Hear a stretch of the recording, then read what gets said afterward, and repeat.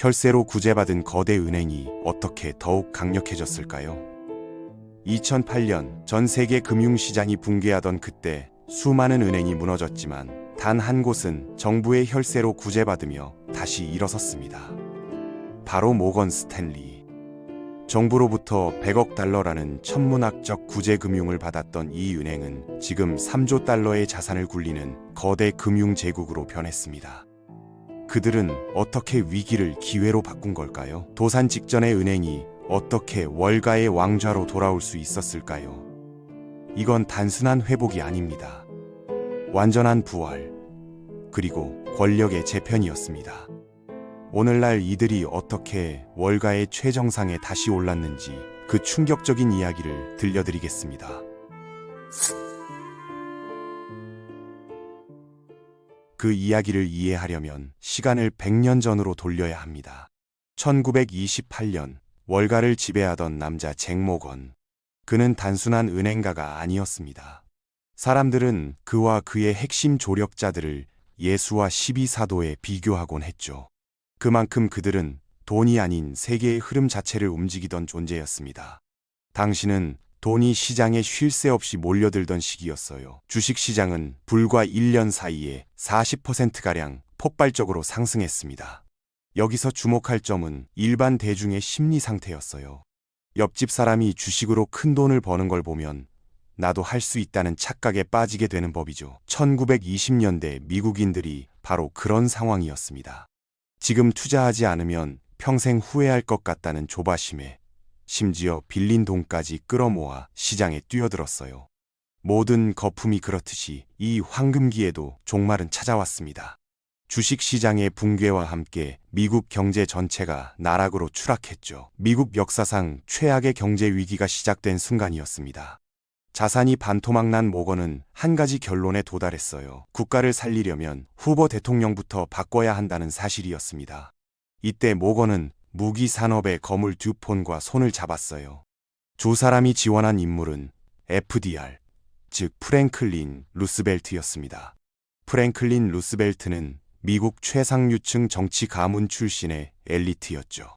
모건은 FDR이 집권하면 자신과 월가 동료들의 이익을 보호해 줄 것으로 기대했습니다. 하지만 정치는 예측 불가능한 게임이었어요. FDR은 압도적 표차로 당선된 후 취임 연설에서 이렇게 선언했죠. 우리가 진정으로 두려워해야 할 것은 두려움 그 자체뿐이라고요. 금융과 비즈니스 영역에서 자행되는 무책임하고 이기적인 불법 행위들은 반드시 끝장내야 한다고 말이죠. 자신의 집권을 도운 FDR이 등을 돌린 겁니다. 새 대통령은 경제 위기의 책임자들인 은행가들을 반드시 처벌하겠다고 공언했어요. FDR은 정말 탁월한 정치인이었습니다. 선거 기간 내내 모든 경제적 문제를 후보 탓으로 몰면서 뉴딜 정책을 약속했지만 구체적 내용은 의도적으로 애매하게 유지했었어요. 그리고 드디어 글래스-스티걸 법안이 제정되었습니다. 이 법은 상업은행이 투자은행 업무를 동시에 수행하는 것을 철저히 금지했죠. 모건 가문에게는 청천벽력 같은 소식이었어요. 그들의 제국이 강제로 해체되어야 했으니까요. JP 모건 주니어에게는 엄청난 좌절이었고 그는 수년간 이로 인해 괴로워했습니다. 하지만 모건 가문은 그냥 무너지지 않았어요. 투자은행 부문을 별도로 분리해 독립회사로 설립했습니다. 잭 모건은 자신의 아들 헨리 모건과 사업 동료 해럴드 스탠리를 새 회사의 파트너로 삼았습니다. 이것이 바로 모건 스탠리의 탄생 순간이었어요. 주목해야 할 점은 모건 가문의 비즈니스 철학이에요. 그들은 언제나 타인의 자본을 최대한 활용하는 전략을 구사해왔습니다. 모건 스탠리도 마찬가지였어요. 파트너들은 자기 자본으로 수백만 달러만 투입하면서도 2억 달러를 훌쩍 넘는 부채를 끌어왔습니다. 이것이 바로 브랜드 파워의 힘이죠. 모건이라는 이름 하나만으로도 투자자들은 막대한 부채에 대해 아무런 걱정 없이 자금을 맡겼던 겁니다. 이 전략은 놀라운 성공을 거두었습니다. 모건 스탠리는 빠르게 월가 최대의 투자은행으로 성장하여 전체 공모의 20% 이상을 처리하게 되었죠.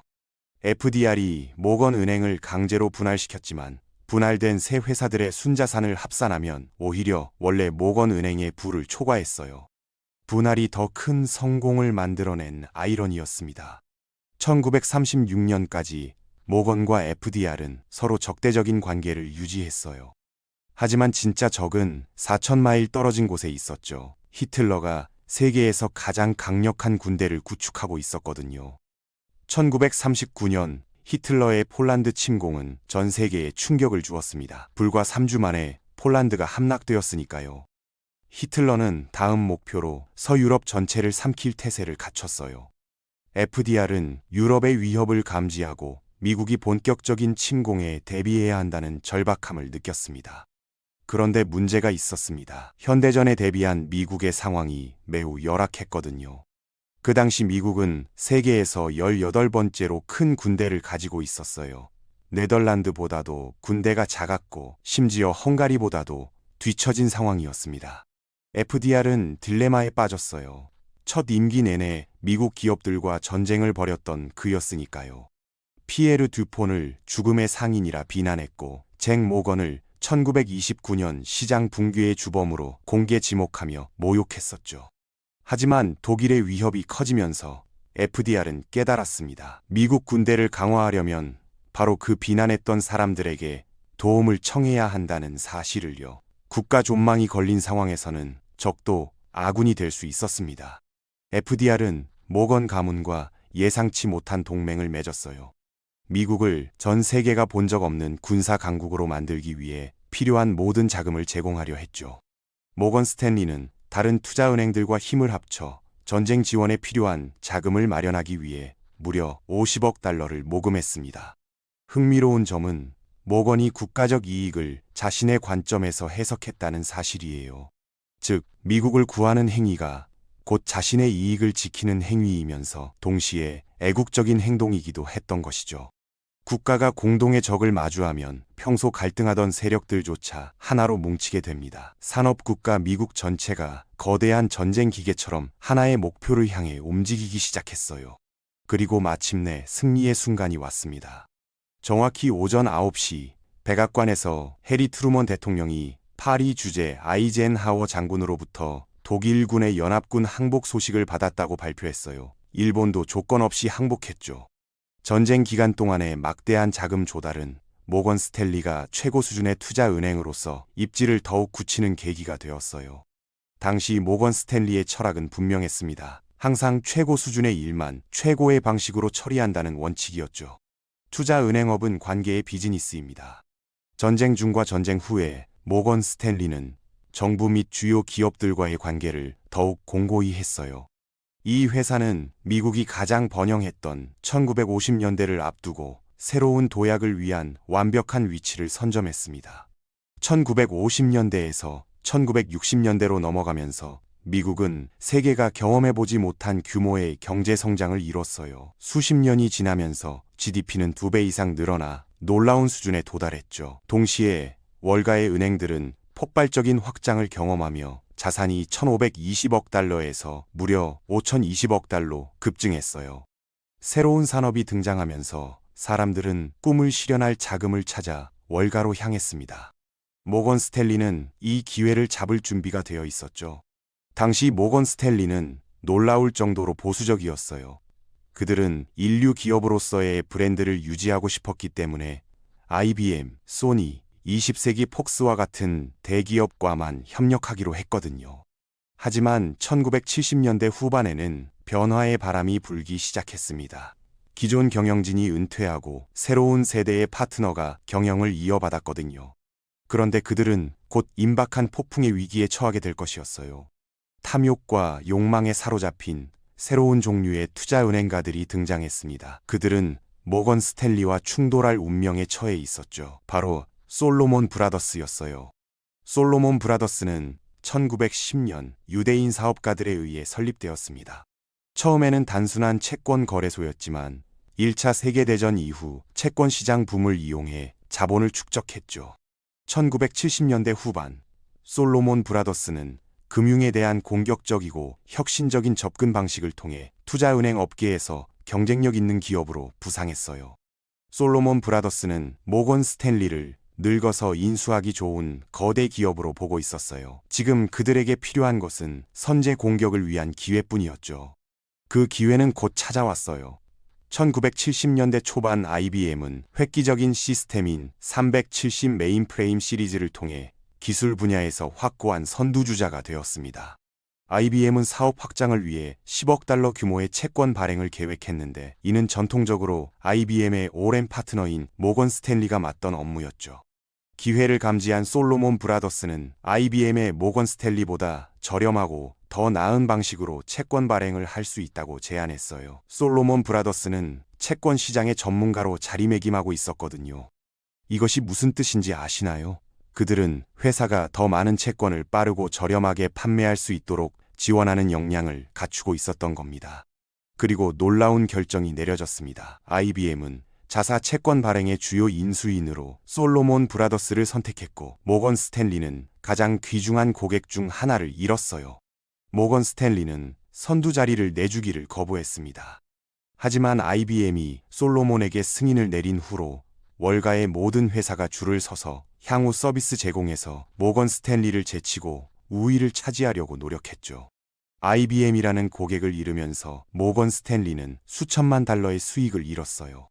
하지만 더 중요한 것은 그것이 그들의 자존심 핵심을 공격했다는 점이었습니다.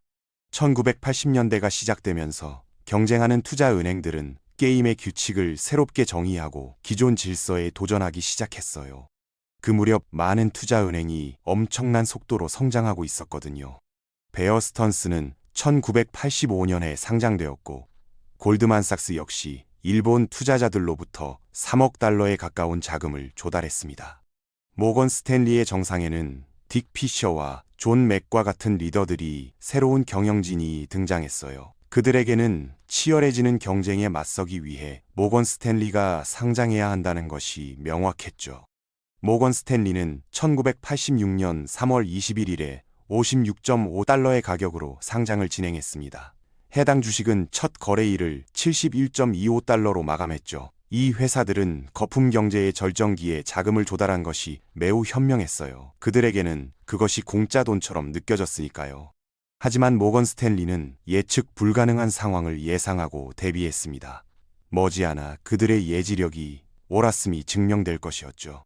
1987년 10월 19일 세계 주식시장은 폭락을 거듭하며 다우존스 지수는 단 하루 만에 무려 22.6%나 하락했어요. 월가가 혼란 속에서 비틀거리는 동안 모건 스탠리는 굳건히 버텼습니다. 경쟁사에 비하면 그들의 손실은 아주 미미한 것에 불과했고 모건 스탠리가 인류 기업이라는 사실을 다시 한번 세상에 증명했죠. 블랙 먼데이 폭락 이전과 상장 기업으로서의 첫 해 동안 모건 스탠리는 잠재적인 경기 침체에 대비해 적극적으로 해지 전략을 펼쳤지만 다른 기업들은 번영이 결코 끝나지 않을 것이라는 환상에 빠져 있었어요. 하지만 시장이 회복되고 상장 기업이 되면서 회사는 단기 분기 실적에 집중해야 했습니다. 이는 지속적인 수익이 필요하다는 것을 의미했죠. 꾸준한 수익을 얻으려면 회사는 수익원을 다각화해야 했어요. 피셔와 맥에게는 거기까지 가는 방법이 오직 하나뿐이었습니다. 회사의 최고 경영진은 명예를 회복하기 위해 다른 투자은행과 합병하여 사업 영역을 확장하는 것이 최선의 방법이라고 결정했죠. 1993년에 그들은 딱 하나의 목표 기업을 찾아냈어요. 1990년대 초반 SG 워버그는 가장 유명한 영국 투자은행 중 하나가 되었습니다. 1946년 유대인 은행가 지그문트 조지 바르부르크가 설립한 이 회사는 60년대 초 유로 채권 시장을 창출하여 금융의 혁명을 일으켰거든요. 1994년에 SG 워버그는 영국 최고의 증권회사로 여겨졌으며 영국 상위 100대 기업 중 50개를 대표했어요. 모건 스탠리가 은행에 가장 관심을 가졌던 회사 중 하나는 머큐리 자산관리였는데 워버그는 이 회사의 지분 75%를 보유하고 있었죠. 머큐리는 성공적인 국제 투자관리 사업을 운영하고 있었고 모건 스탠리는 이 분야에서 강점을 키우고 싶어 했어요. 두 회사의 합병으로 모건과 워버그라는 명성 있는 이름이 합쳐져 세계 최대의 투자은행이 탄생하게 될 것 같았죠. 합병이 너무 완벽해 보였습니다. 하지만 바르부르크의 명성 있는 외관 뒤에는 재정적 어려움과 내부 불화의 상처가 숨겨져 있었어요. 모건 스탠리는 그들과 아무런 문제도 겪고 싶어 하지 않았죠. 합병 가능성이 좌절되자 바르부르크는 스위스 은행에 회사를 헐값에 매각할 수밖에 없었어요. 하지만 피셔와 맥은 굴하지 않았습니다. 모건 스탠리를 선도적인 투자은행으로 전환하려는 그들의 비전은 여전히 유효했거든요. 그리고 얼마 지나지 않아 새로운 경쟁자가 그들의 레이더에 잡혔습니다. 바로 딘 위터였죠. 1997년 당시 딘 위터는 미국 최대의 증권회사 중 하나였어요. 딘 위터는 1985년부터 불과 12년 만에 디스커버 카드의 성공에 힘입어 폭발적으로 수십억 달러의 매출 성장을 이루었거든요. 딘 위터의 엄청난 성공으로 인해 이 회사는 소매 금융 분야에서 사실상 독보적인 위치를 차지하게 되었습니다. 그리고 이 모든 것은 한 사람, 필립 퍼셀 덕분이었죠. 솔트레이크 시티에서 태어난 필립 퍼셀은 1950년대 낙관적인 시기에 성장했어요. 퍼셀은 항상 성공적인 기업가가 되는 꿈을 꿨습니다. 그는 어렸을 때부터 잡지를 팔고 지역 세탁소에서 셔츠를 다림질하는 등 활기찬 성격을 지녔습니다. 퍼셀은 처음부터 매우 실용적인 수준에서 사업에 대한 이해를 갖고 있었어요. 런던 정치경제대학교를 졸업한 후 세계 최고의 경영 컨설팅 회사 중 하나인 맥킨지에서 일하게 되었죠. 하지만 퍼셀에게는 컨설턴트가 되는 것만으로는 충분하지 않았습니다. 그는 책임자가 되고 싶어 했거든요. 맥킨지는 단지 그가 더 큰 것을 향해 나아가는 출발점일 뿐이었어요. 얼마 지나지 않아 순전히 우연히 그는 자신이 찾던 것을 얻게 되었습니다. 1976년 어려움을 겪고 있던 대형 유통업체 시어스는 퍼셀을 고용하여 회사 실적을 향상시키고 개선하기 위한 전략을 설계하게 했죠.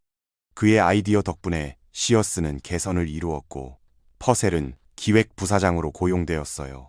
그는 빠르게 승진하여 1986년에는 시어스의 자회사인 딘 위터의 CEO가 되었죠. 퍼셀은 더 이상 단순히 조언을 판매하여 생계를 유지하는 컨설턴트가 아니었습니다. 새롭게 얻은 경영권으로 그는 수십억 달러의 자산과 수만 명의 직원을 보유한 금융회사를 감독하게 되었습니다.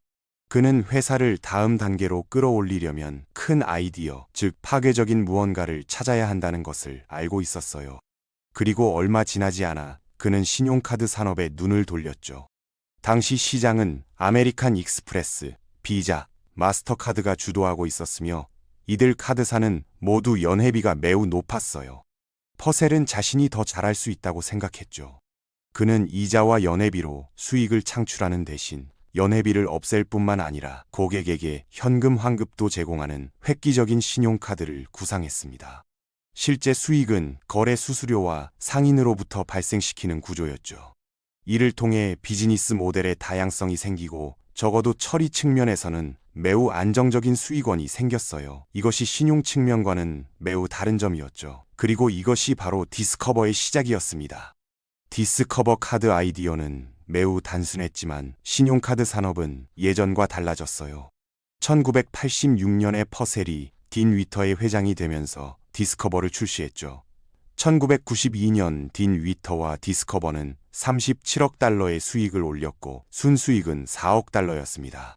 디스커버의 성공으로 딘 위터는 세계에서 가장 수익성이 높고 가장 빠르게 성장하는 금융 서비스 회사 중 하나로 거듭났어요. 모건 스탠리의 맥에게 딘 위터는 바로 그들이 찾던 회사일 수도 있었죠. 모건 스탠리는 퍼셀이 이러한 미개척 잠재력을 활용하는 모습을 경외감에 차서 지켜보았습니다. 그는 시어스와 딘 위터 모두에게 막대한 이익을 가져다 주었고 새로운 혜택을 누리는 수백만 명의 미국인들에게도 큰 혜택을 안겨주었거든요. 피셔가 90년대 초에 은퇴 연령을 맞이하면서 존 맥이 모건 스탠리의 중심이 되었어요. 딘 위터와의 합병 제안은 세계 최대의 투자은행을 탄생시킬 가능성을 지니고 있었고 맥은 잠재적으로 업계에서 가장 강력한 인물이 될 수 있었죠. 이는 맥이 어린 시절부터 오랫동안 갈망해온 지위였습니다. 1944년 노스캐롤라이나주에서 레바논 이민자 가문의 아들로 태어난 그는 항상 사업계에서 큰 성공을 거두는 꿈을 꾸었어요. 그는 어렸을 때 주말마다 오전 5시에 일어나 아버지를 도와 가족 식료품점을 운영하곤 했죠.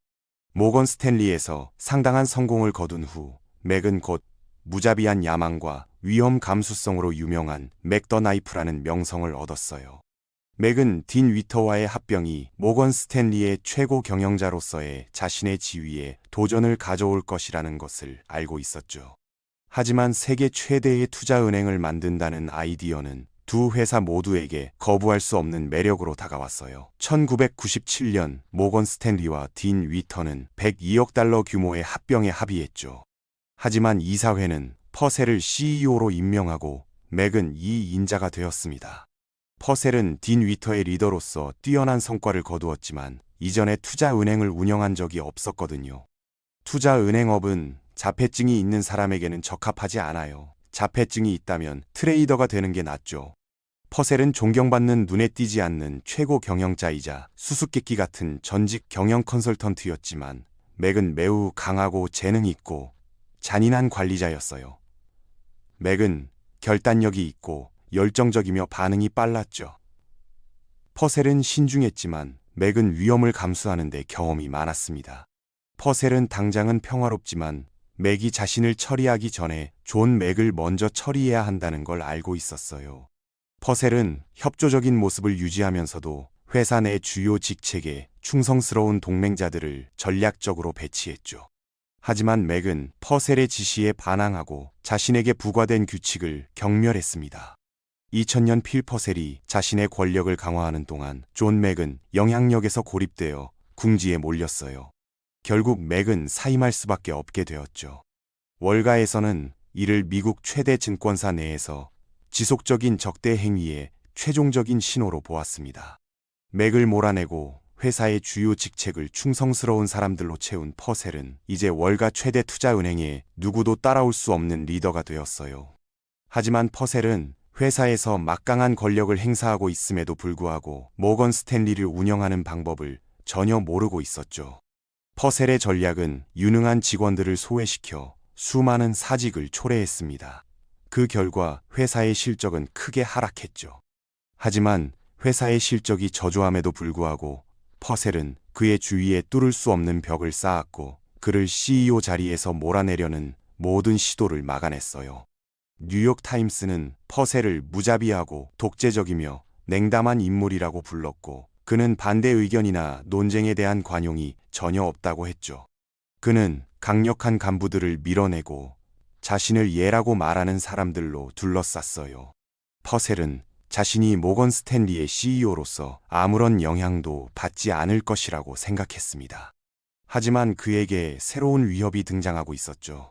모건 스탠리의 9세대가 돌아와 이 전설적인 회사의 운명을 결정할 공격을 감행할 준비를 마쳤던 겁니다. 파커 길버트가 이끄는 은퇴한 고위 파트너들은 자신들이 일궈온 회사가 무너지는 것을 보고 회사를 구출해야 할 때가 왔다는 것을 깨달았습니다. 하지만 문제는 퍼셀이 자신에게 너무나 절대적인 권력을 집중시켰기 때문에 이 8명으로 구성된 그룹은 퍼셀을 축출할 실제 투표권이 전혀 없다는 것이었죠. 하지만 그들에게는 존경과 영향력이 있었어요. 비록 9세대는 은퇴했지만 여전히 많은 존경을 받았으며 엄청난 영향력을 행사했거든요. 그래서 그들은 직원과 주주들을 규합하여 필 퍼셀의 억압적인 리더십에 맞서 단결할 것을 촉구하기 시작했습니다. 2005년 모건 스탠리의 필립 퍼셀 CEO는 반대 주주와 전직 임원들의 축출 요구에 따라 월가의 투자은행에서 은퇴할 계획이라고 밝혔어요. 퍼셀은 모건 스탠리에 대한 전권을 가지고 있었을지 모르지만 그는 직원들과 주주들이 얼마나 불만스러워하는지 과소평가했던 겁니다. 퍼셀의 사임으로 망명했던 왕이 다시 권력을 잡았습니다. 존 맥이 모건 스탠리의 CEO로 복귀한 것이죠. 맥의 복귀는 큰 승리였지만 그는 이제 붕괴 직전에 있는 회사와 마주하게 되었어요. 2005년까지 모건 스탠리는 무려 41억 달러의 손실을 입었고 주가는 2000년대 초반 이래로 50%나 폭락했거든요. 맥은 빨리 행동해야 한다는 걸 알고 있었습니다. 그렇지 않으면 회사가 사라질 테니까요. 2005년 여름 모건 스탠리의 모든 일은 시급했어요.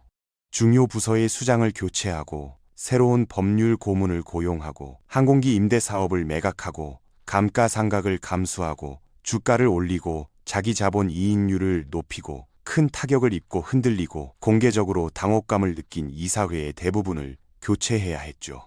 맥은 수익성을 높이는 핵심은 최고 투자 은행가와 트레이더의 급여를 인상하는 것이라는 걸 알고 있었어요. 그는 거래자들이 큰 이익을 목표로 대담한 위험을 감수하도록 장려하기 시작했죠.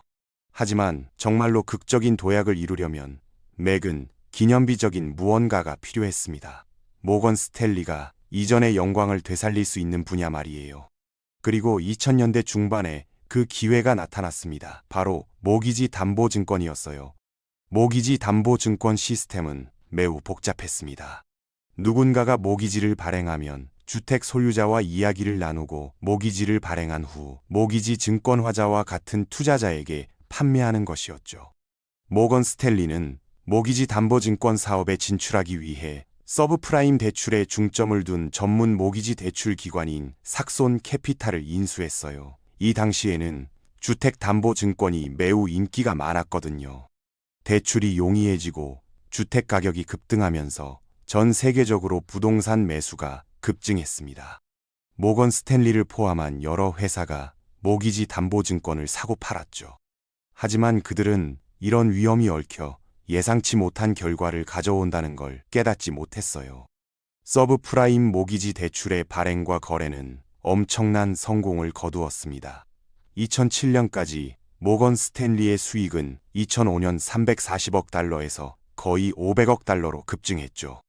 존 맥이 MBS에 투자하면서 모건 스탠리는 리먼 브라더스, 베어 스턴스, 골드만삭스, 메릴 린치와 함께 가장 수익성이 높은 투자 은행으로 월가의 정상에 다시 올랐어요.